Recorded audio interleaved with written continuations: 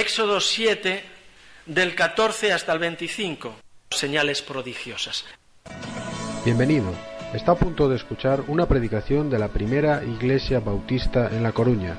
Para más información puede dirigirse a www.primerabautistacoruna.org.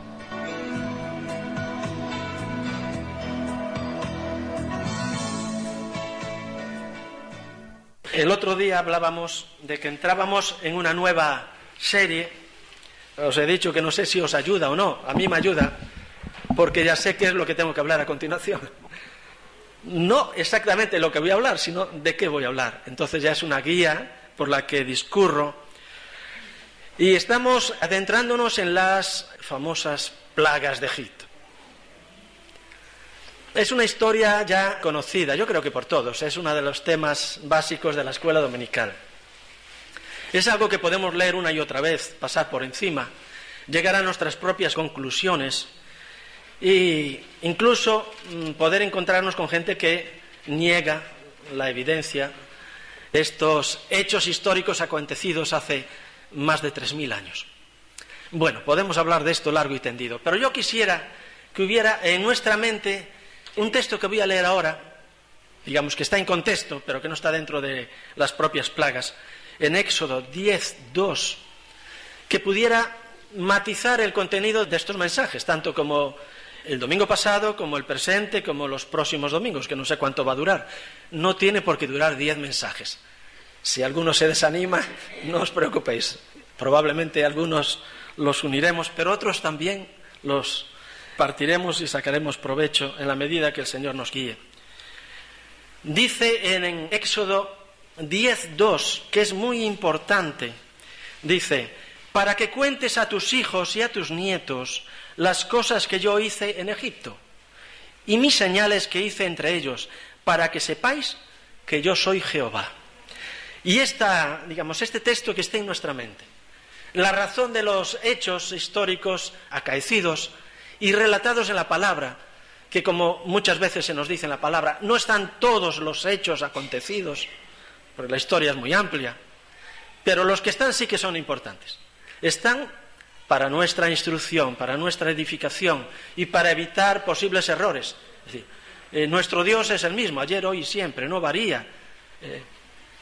Sabemos cómo es Dios. La Biblia nos relata cómo es, cómo trata al ser humano, cómo actúa ante el pecado, cómo juzga el pecado y qué podemos esperar de Dios. Y a lo largo de estas plagas, que son famosas, ¿verdad?, se utilizan a menudo para hacer referencia a otros hechos más cercanos, podamos aprender algo. Hablábamos el otro día acerca de Egipto como una referencia de lo que es nuestro propio mundo, lo que nos puede ofrecer nuestro propio mundo físico. Es bellísimo, es un mundo creado por Dios, lleno de muchísima bendición. Y hablábamos de ese mundo espiritual, digamos, el sistema del mundo, al cual nosotros tenemos que estar alerta, que es sumamente peligroso, que podemos entrar en esa dinámica y caer, digamos, en esas redes de las cuales luego difícilmente podríamos librarnos. Pero ahora vamos a ver también, y de ello hablábamos finalizando el mensaje el otro día, de esta confrontación de poderes. Nosotros no podemos desdeñar esas fuerzas que hay en las tinieblas que están obrando, dice la palabra, sobre los hijos de desobediencia, de una manera muy poderosa. Nosotros podemos verlo a través de la historia en la persona de Faraón. Faraón encarna la dureza del corazón, ¿verdad?, la rebelión contra Dios. Él dice: ¿quién es Jehová? ¿Por qué tengo yo que servir a Jehová? ¿Quién es él? Pues él lo iba a aprender. A lo largo de 10 episodios, cada uno más doloroso y más contundente, iba a conocer quién era Jehová para él. Pero también esta sociedad a veces puede asumir algunas situaciones que se dan y decir, son hechos que acontecen por casualidad, son circunstancias, son elementos que se dan ahora, pero que no tienen nada que ver. Y sin embargo, a través de la palabra podemos conocer cómo lo uno y lo otro van ligados. Es un todo. Hay algo que hemos dejado claro ya en la primera etapa que hemos recorrido, que Dios es el que está gobernando este universo que Él ha creado. sin lugar a dudas no ha dejado las riendas de este negocio, de este asunto. El reino no está en manos de otro, sino que lo gobierna él. A veces nos cuesta trabajo pensarlo, ¿verdad? Cuando vemos el caos reinante, cuando vemos las tensiones entre los seres humanos, tantos conflictos a nivel humano, político, de pensamiento, ¿qué pasa? Es que no hay orden en todo esto. Parece que todo es un desorden, un caos. No olvidemos que Dios sigue estando ahí, que Él es el que gobierna y establece los tiempos, y Él es el que está en el trono. Y vamos a ver ahora esta confrontación de poderes. Y en muchos momentos de estas placas que vamos a ver, leer y comentar, a veces son confrontaciones entre esos dioses que los seres humanos levantan y que no son nada, absolutamente nada, lo hemos leído en el Salmo, apenas ídolos vacíos de contenido, aunque para los seres humanos son importantes, y el Dios único y verdadero, Jehová de los ejércitos, o Yahvé. Si hay aquí algún católico, Yahvé, pues Jehová es su nombre, y Él es el único Dios al que debemos prestar atención. Bien, no sé si fue casualidad. Como os he dicho, he estado rumiando la idea de compartir sobre las plagas, lo he traído así un poquito, digamos, en el desván de las ideas, lo tenía ahí. Llevo varios meses pensando en ello, y ahora me he puesto a ello, y cuando he leído un poquito acerca de la primera plaga, acerca de ese Nilo, veo que entre junio y septiembre es la crecida del Nilo. Entonces creo que hemos empezado con el Nilo en el tiempo justo de su plenitud. Yo no he estado en Egipto y creo que ahora no es el momento de ir por allí, pero bien, el Nilo debe estar en su plenitud. Bien, es la primera plaga que podemos leer y vamos a leerla y luego entraremos un poco en el tema.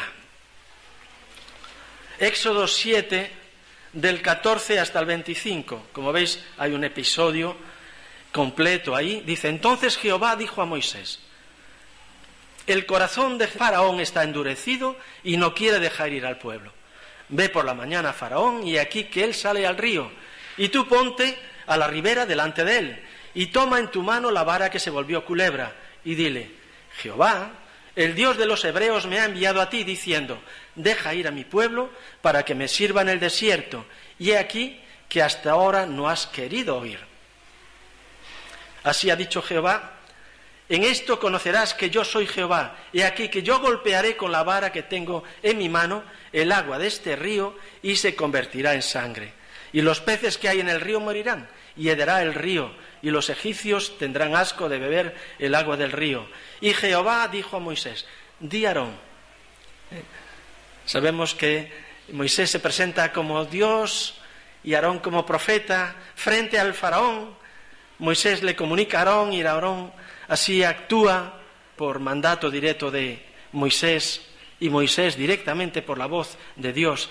Dice Jehová a Moisés: di a Aarón, toma tu vara, extiende tu mano sobre las aguas de Egipto, sobre sus ríos, sobre sus arroyos y sobre sus estanques y sobre todos sus depósitos de aguas, para que se conviertan en sangre, y haya sangre por toda la región de Egipto, así en los vasos de madera como los de piedra.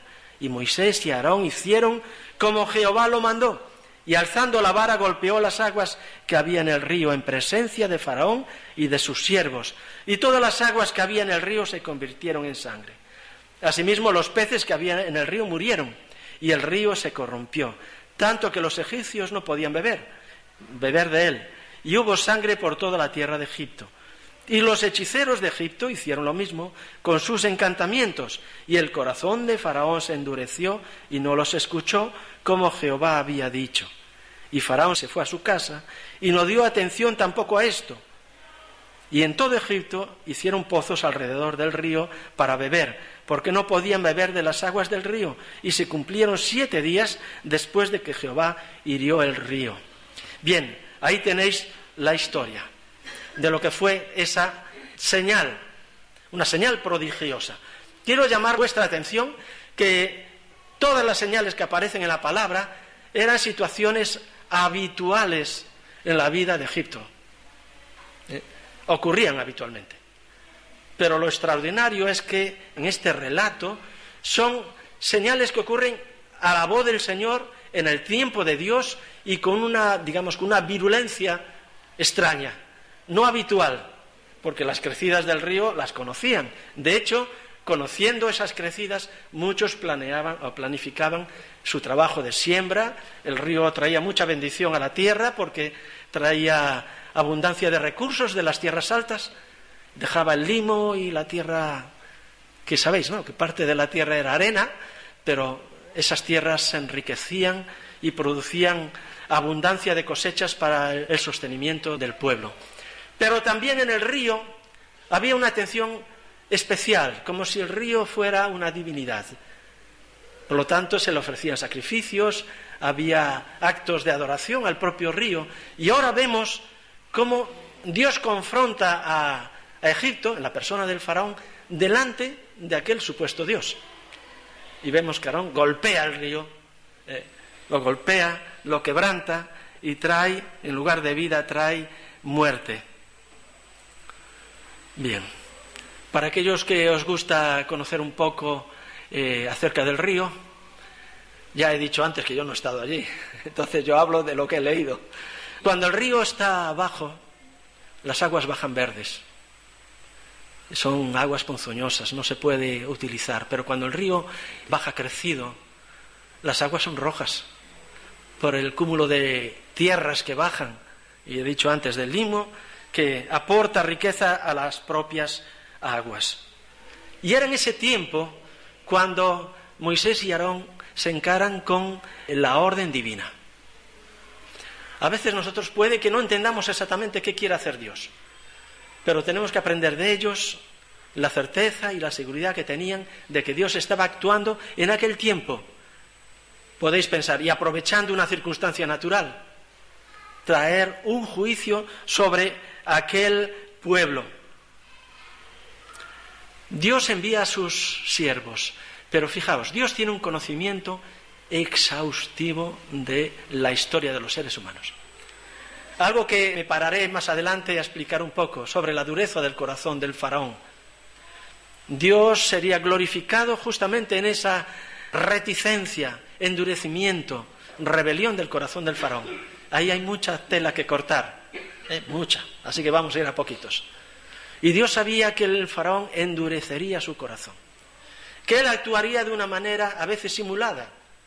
Y vemos a través de la historia bíblica cómo el faraón a veces dice, bueno, orad al Señor para que esto se quite, para que yo pueda ser liberado de esta situación maligna.